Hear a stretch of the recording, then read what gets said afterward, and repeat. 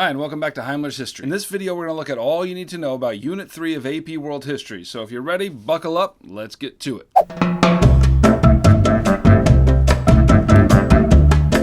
Now, a major theme in Unit 3 is this. How is it that land-based empires gain and maintain control over such large empires from 1450 to 1750? And the short answer is this. They did it by consolidating power and legitimizing their power. And that just means that rulers were basically concerned to communicate the following message.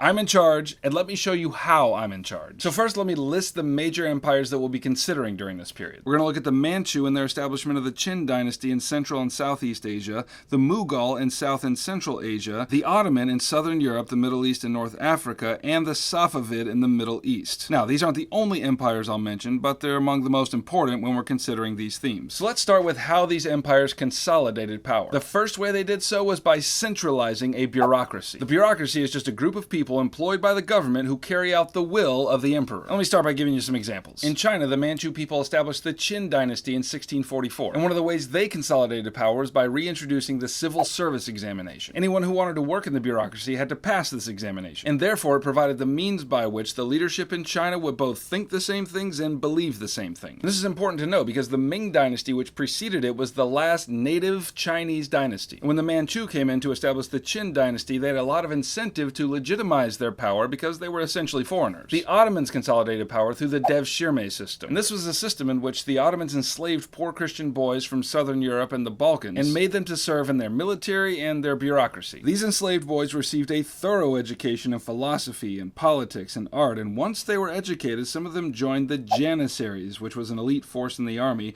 or they became bureaucratic workers, and some of them even rose to the highest ranks of government. Either way, these folks ended up being fiercely loyal to the Sultan. Okay, let's go over to the Songhai Empire. The Songhai rulers consolidated their power essentially in three ways: by controlling trade routes, alliances, and military expansion. Additionally, their kings put their power on display through court rituals. If you had been there, you would have seen a king on a platform surrounded by 700 eunuchs, and if you wanted to approach, you had to do so face down on the ground. And that is a way of convincing you who's in charge. Now, there is an exception to this centralizing of power through bureaucracy, and that's our friends in the Aztec Empire. Now, their empire was still pretty massive, but they relied less on centralized power. The way they consolidated power was through something called a tribute system.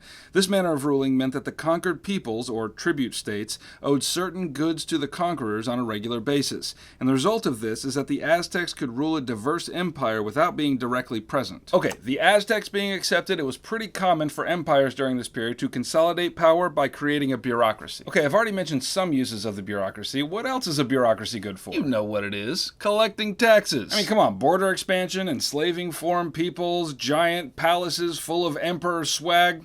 It ain't gonna pay for itself. So land-based empires relied on collecting taxes from their respective subjects. And this review would not be complete unless we talked about how they did it. In the Mughal Empire, the emperor appointed a group of bureaucrats called zamindars. And they went out to various places in the empire to collect taxes based on land holdings or production. The Ottomans had a system called tax farming. Rather than having government bureaucrats go out and collect taxes, they had a group of folks called tax farmers that went out and did it for them. Now, tax farmers were told the amount that they needed to collect, but that didn't keep them from collecting a little more to pad their own pockets. If we go across the world and look at the Aztecs, they didn't exactly collect taxes, but they did something similar. For each of their tribute states, they made up different tribute lists which outlined the kinds of goods they wanted from those places. And depending on where those states were located, those items could include food or goods or sometimes people. Oh, they needed people because they needed slaves, right? No, they needed people because they had religious rituals that required human sacrifice. All right, everyone, quiet down, quiet down. We just got our tribute list from the Aztecs here, and it looks like they're gonna need some maize, some grain, and Kevin. What do they need me for? Okay, one other thing that taxes are good for is supporting giant military complexes, and that's another thing that land-based emperors did to consolidate power during this time. Eurasian empires relied on gunpowder-based weapons to blow people up and secure a healthy amount of intimidation.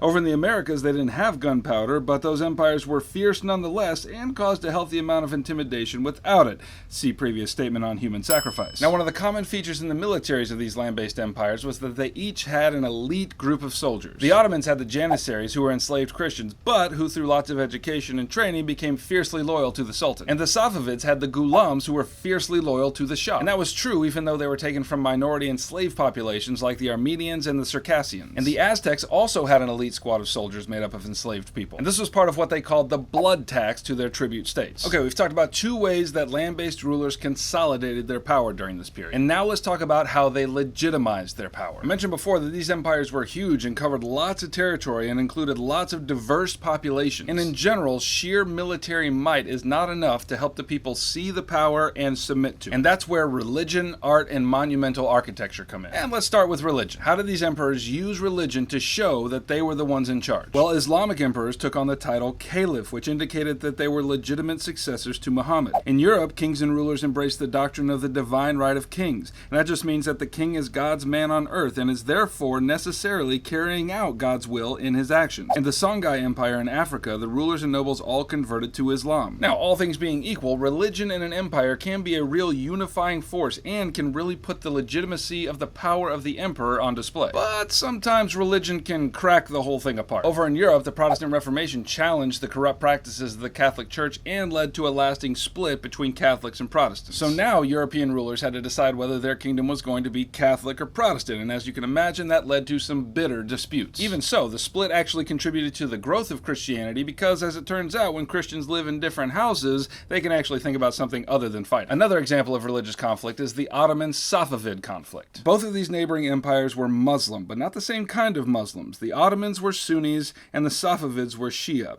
Each considered the other heretics, and although they had many disputes over border territory, these conflicts were deeply religious too. Another way rulers legitimized their power was through art. Officials in China's Qing Dynasty commissioned portraits of their emperors and high officials, and if you pass by those portraits enough, you're likely to start thinking to yourself, I think that guy's in charge. And in Europe, rulers took care to patronize artists as well. And a third way that rulers legitimized their power was through monumental architecture. Now, what does that even mean? Well, monumental architecture basically refers to these giant structures built by these emperors whose features far outstrip their functionality. For example, in the Mughal Empire, Shah Jahan commissioned the Taj Mahal to be built as a tomb for his wife. Now, what do you need to bury someone? Basically, you just need a box and a hole in the ground. So what's with all the extra here? Well, it sends a message. What message is that? Well, Shah Jahan wanted everyone to know who saw it that he was great and that he was in charge. Louis XIV also did this in France when he built the palace at Versailles. Again, nobody needs this size of palace and nobody needs this degree of beauty and ornamentation to live. But such a structure sends a message to the people. It has a way of legitimizing the power of the guy who lives there. Not to mention, Louis had all the nobility living right there with him so he could keep tabs on exactly what they were doing. You could imagine how difficult it would be for any of the nobles to challenge him under those conditions. Alright, I reckon if you can cram all that into your brain folds, you got what you need for Unit 3. I'm here to help you get an A in your class and a 5 on your exam, so if that's something you're into, then subscribe and come along. And hey, if you liked this video, then like it. Heimler out.